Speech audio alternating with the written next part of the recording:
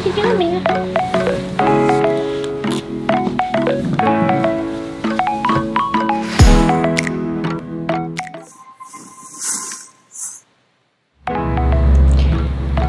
So I've been thinking a lot about this upcoming new year and the fact that my goals for 2020 were just ridiculous because it was a ridiculous, insane year, to say the least. So, you know, with 2021, I've thought about maybe just not even making any goals. Like, what's the point?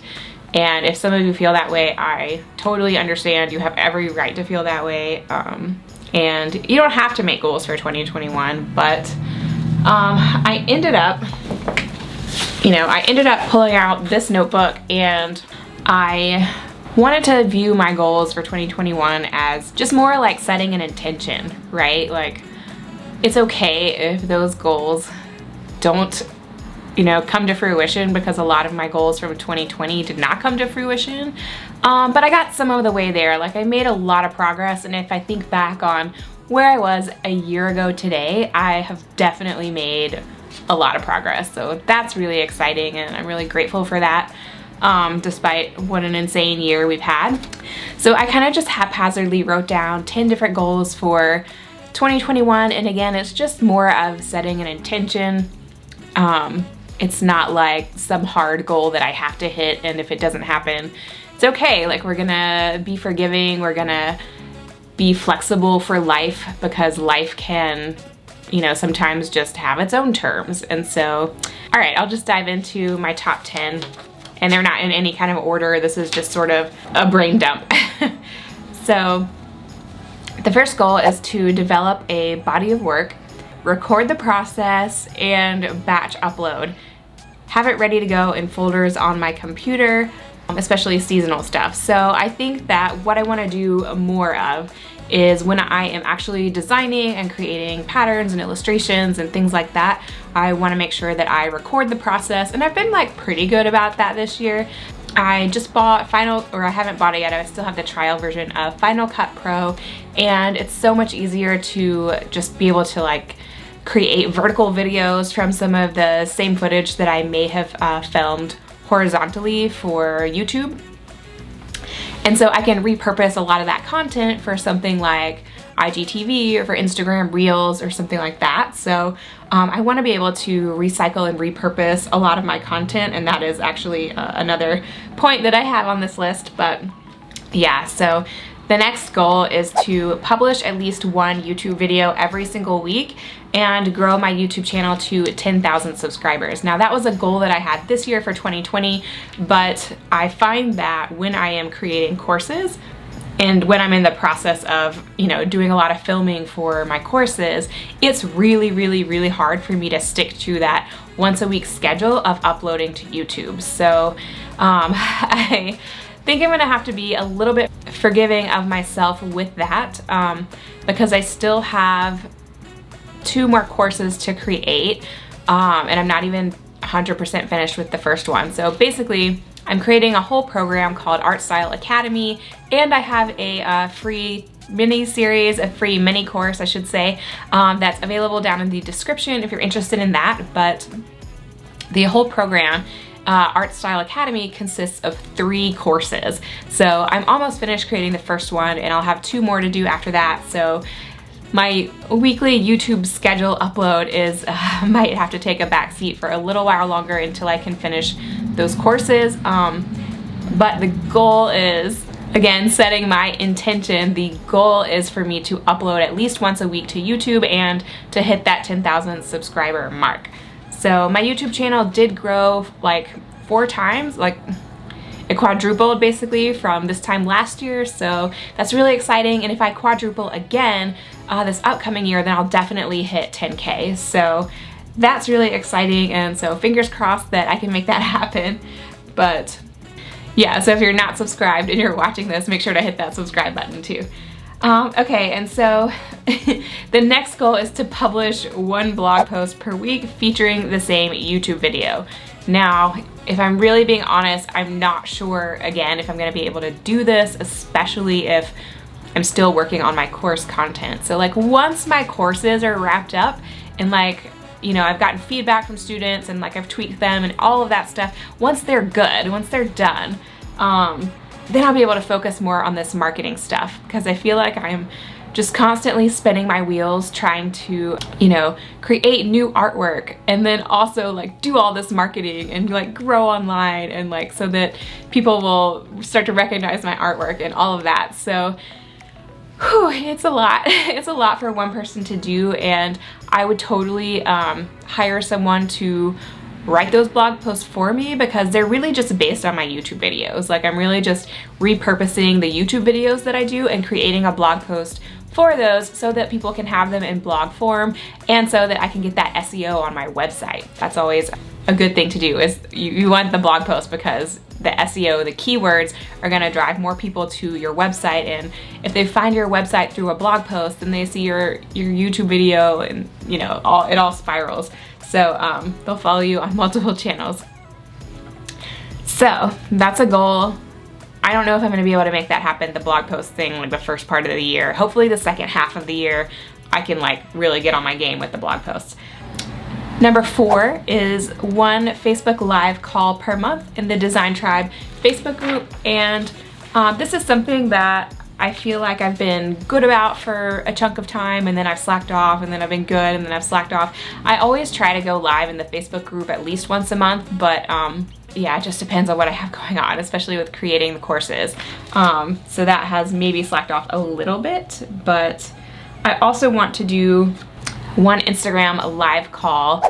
Originally I had written per month, but I think after thinking about it some more, I think I'm gonna try to go live on Instagram once a week, but like cut it down to like only a 15-minute segment, so that it's not like I have to do all this planning and to be on there for like an hour or have like a 30-minute or hour conversation. Like I think I'm just gonna keep it at like a 10 to 15-minute segment, and then what I can do from that is actually answer your questions. And so if you have any questions for me, I have this new Ask Me Anything segment over in the Design Tribe Facebook group. So if you join the Facebook group, and you know, once a week you can go on the post and ask any questions that you want, and then I'll go on Instagram Live once a week and answer those questions that you left in the Facebook group. So be sure to join the Facebook group so that you can ask me your questions. Number 6 was to recycle more content, reuse and recycle some older stuff. So again, it's like with the blog post, I don't need to create a whole new blog post. Like I can talk about some of the same things that I've already talked about on YouTube or Instagram, like for that. And you know, for Pinterest, I can create a pin that links back to that blog post. You know, and I can do an IGTV after a YouTube video that I've already posted. So people are more active on different platforms, and so I want to make sure that I'm reaching people on Instagram, on YouTube, on Pinterest, people that are looking at my blog posts, you know, things like that. So recycling the content just really kind of saves some brain power. And again, when you're doing everything in your business, you need to be able to, it's just smart to be able to repurpose some things. So that's number 6. Number 7 is finish Art Style Academy. So yeah, that's obviously a big one, is to finish my signature program and course. I'm really excited about it. I really believe in it. Some of my YouTube videos and blog posts concerning developing an art style have been some of the most popular ones. So I'm excited to teach that, and I've been debating on whether I want to do only live launches or set up an Evergreen, like a self-taught class where I do like a monthly Q&A, live Q&A in the Facebook group. So it will have its own private Facebook group. What else? Yeah, I think I'm leaning towards doing 1 live launch when it first starts, and then put it on an Evergreen thing after that. So that way people can just like sign up throughout the year. They don't have to wait for me to open the cart. You know, like once a year or twice a year or something like that. So they can really just do it when it's convenient for them. I think that's better.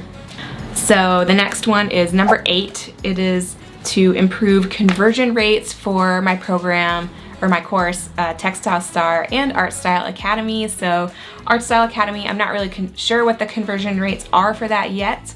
And with Textile Star, I mean, it was the first course I ever did, so I think the way I set it up, I think I could just improve it. I could improve the way I describe everything. I could improve, I think the webinar I have is like almost 2 hours, which is probably a little bit too long. So I could probably like try to slim that down to like 1 hour.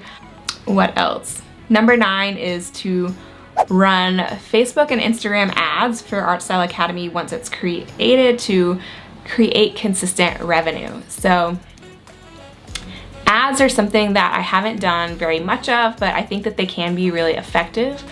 And if I put Art Style Academy on an Evergreen system where it's self-paced, then I think it makes sense to run ads. But again, it's like, I don't know if I should hire someone to do that or if I should try to do it myself. I did take a course on Facebook ads, but I still feel like I don't fully feel confident in it yet. And then the next one is once Art Style Academy is up and running, and this is number 10 by the way, once Art Style Academy is up and running, consistently publish 1 Skillshare class per month. That's a little ambitious depending on the class. I mean, you know, I've seen some people that just do shorter classes, so that would be a lot more possible if it was more like a YouTube video type of situation where maybe it's like a 20-30 minute class, 45 minute. But I mean, I tend to go deep with stuff, and so I have 2 classes that I'm working on right now and an idea for a 3rd one, so I'm just like, like I want to be able to get all this stuff done. Yeah, a lot of these goals are centered around courses and teaching, and it's so funny because I remember being in college, I was a studio art major and I was majoring in oil painting, and like my mom's friends and all of our parents, you know, all the parents would say, oh, what are you majoring in? Where are you going to school? Blah, blah, blah. And when I would say I was majoring in studio art, like the response I always got was, oh, so are you gonna teach? And like, I was so insulted. I was like, no, I'm not gonna teach, you know, like, and no offense to teachers are amazing, but I was just like, there's other things you can do with an art degree besides just teach. But now that I've been independent and now that online teaching is more of a thing, I really, really enjoy online teaching because it's just, your schedule's so flexible. Like I get to connect with people, and it gets kind of lonely like sometimes when you're at home. So it's like you get to talk to more people, and the students have just been so amazing and so sweet. And it's actually something that I didn't think I would ever enjoy to do. Like I never saw myself teaching, but now like I'm mostly doing a lot of teaching. And part of that is just to, you know, when you own your own business, you need to have different streams of income. And especially if I do the self-paced model for my new program, it creates passive income in your business, and you still have to show up and do live calls and things like that and be like prepared for that. But the content, the lessons, you know, you're not having to go to a classroom and teach it live. You know, you're not having to get dressed and like commute and be in traffic and like go to the classroom and like then go home and grade papers. Like you don't have to do all that stuff. It's already done, and then people can watch the videos on their own time. It's convenient for you, it's convenient for them, and it's just, I think it's just so much better.